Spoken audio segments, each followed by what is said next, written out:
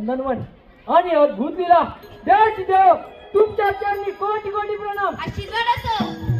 देवाची देव पृथ्वीच्या प्रजापती कौसराज यांनी धरू या योजनेतलंय. त्या योजनेकरिता तुम्हा दोघांना घेऊन जाण्यासाठी आलोय. चला तर.